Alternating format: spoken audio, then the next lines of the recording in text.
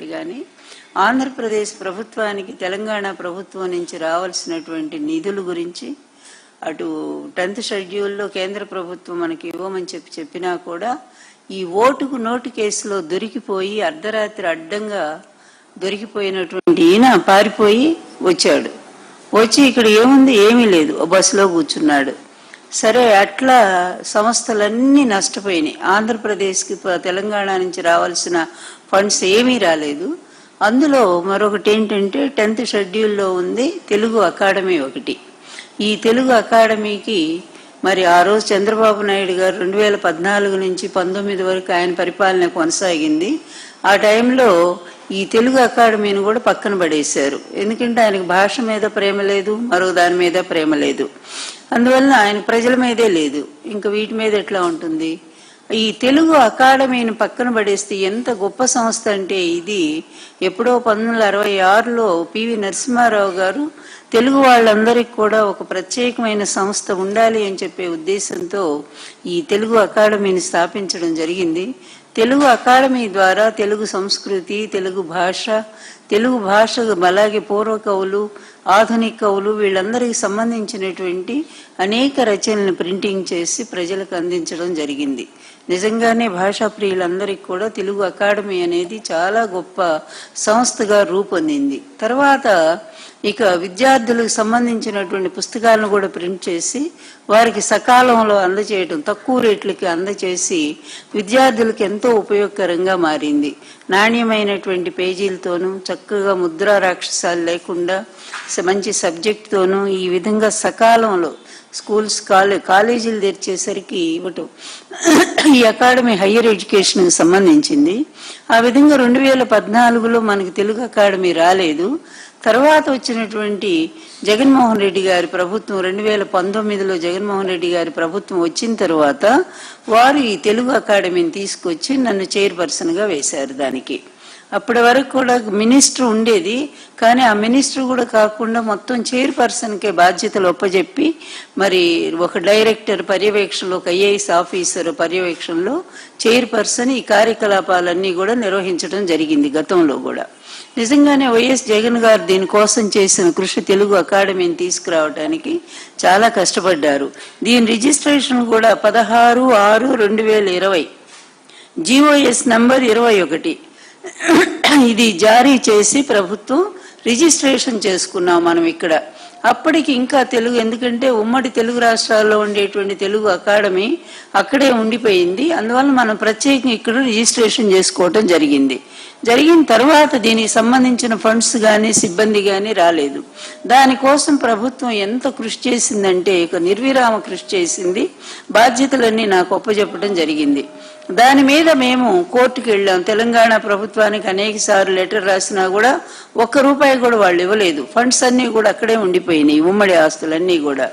అప్పుడు మేము కోర్టు ద్వారా ఇటు హైకోర్టు, సుప్రీంకోర్టు ప్రభుత్వం పూర్తిగా మద్దతు ఇచ్చి లాయర్లను నియమించి మాకు మరి సహాయం చేస్తే ఫండ్స్ దాదాపు 150 కోట్ల పైన మేము తెలంగాణ ప్రభుత్వం నుంచి సాధించగలిగాము.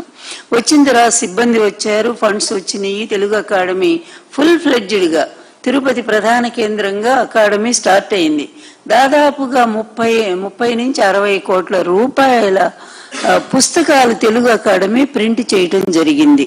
అంటే మూలధనాన్ని ₹1 కూడా ఖర్చు పెట్టకుండా చైర్పర్సన్ గా నేను, రామకృష్ణ గారు IRS వారు డైరెక్టర్ గా, ఇద్దరు పర్యవేక్షణలో తెలుగు అకాడమీ ఎంత సక్సెస్ఫుల్ గా ముందుకెళ్ళిందంటే ఎన్నో పుస్తకాలు ప్రింట్ చేశాము. సకాలానికి చాలా తక్కువ రేటుకే స్టూడెంట్స్ కి మేము అందించగలిగాం. మంచి పేరు వచ్చింది కనుకనే ఈ ప్రభుత్వం వచ్చాక మమ్మల్ని ఇంత చిన్న రిమార్క్ కూడా మా మీద చూపించలేకపోయారు. కానీ 2024 ఈ తెలుగుదేశం తెగులు, నిజంగా తెలుగుదేశం కాదు, అది ఒక తెగులు దేశం. ఈ ప్రభుత్వం వచ్చాక అందులో ఇంకెవరు మహామేధావి, ఇంకెందుకు ఆయన స్టాన్ఫర్డ్ మేధావి కదా, ఆయన ఎడ్యుకేషన్ శాఖ మినిస్టర్ అయిన తర్వాత ఎంత తగలబడాలో తెలుగు భాష కానీ, సంస్కృతి కానీ, విద్యా విధానం కానీ ఈ రోజు మొత్తం కూడా ఎంత దరిద్రంగా ఉందంటే ఎడ్యుకేషన్ వ్యవస్థ అంతా కూడా నిజంగా ఒక 50 ఏళ్ళు వెనక్కి వెళ్ళిపోయినట్టు అయిపోయింది. అందులో తెలుగు అకాడమీని ఎంత దారుణంగా మోసం చేస్తా ఉన్నారంటే వీళ్ళంతా ఎవరినో విల్సన్ ఎవరినో వేశారు ఇప్పుడు కొత్తగా, అలాగే ఒక డైరెక్టర్ ఉన్నారు, ఒక ఐఏఎస్ అనుకుంటాను. ఇద్దరూ కలిసి ఏ విధంగా తెలుగు అకాడమీ నిధులను లూటీ చేయాలో ఆ విధంగా చేయడం ప్రారంభించారు.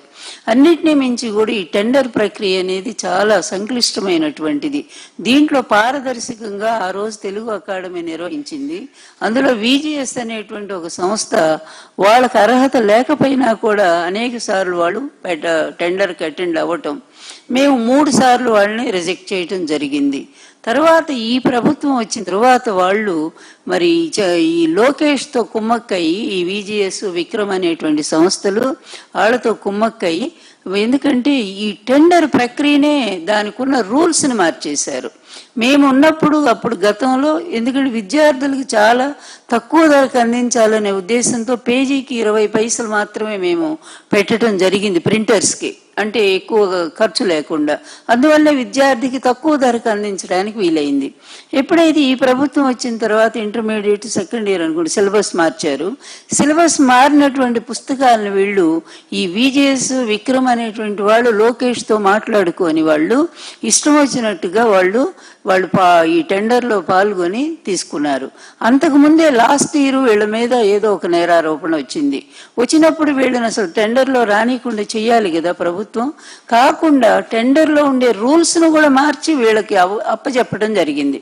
అంటే దాన్ని బట్టే అర్థమవుతుంది కదా, అంటే ఎంతగా ఈ ఎడ్యుకేషనల్ మినిస్టర్ లోకేష్ ఎంతగా చేయగలిపాడో వీళ్ళతో అని. ఇంకా వీళ్ళు ఏం చేశారు, ఈ పీడిఎఫ్ అంటే సిలబస్ అనేది పీడిఎఫ్లో ఉంటుంది, ఈ తెలుగు అకాడమీకి సంబంధించినటువంటిది. ఈ పీడిఎఫ్ని ప్రింటర్స్కి ఇస్తారు సహజంగానే పుస్తకాలు ప్రింట్ చేయడానికి.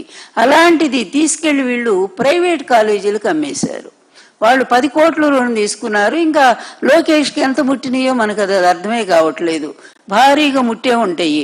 అంటే మన ప్రభుత్వ కళాశాలల్లో ఇంటర్మీడియట్ విద్యార్థులు తక్కువ ధరతో కొనుక్కునేటువంటి పుస్తకాల్ని పేజీ 20 పైసల నుంచి 30 పైసలకు పెంచారు.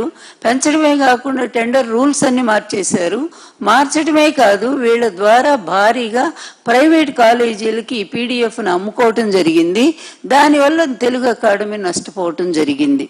అంతేకాదు ఇంకా చాలా దారుణాలు తెలుగు అకాడమీలో ఇష్టం వచ్చినట్టుగా ఇప్పుడు ప్రభుత్వం 2 సంవత్సరాల నుంచి ప్రభుత్వం ఇచ్చే ఫ్రీ బుక్ కూడా తెలుగు అకాడమీకి ఒప్పచెప్పింది.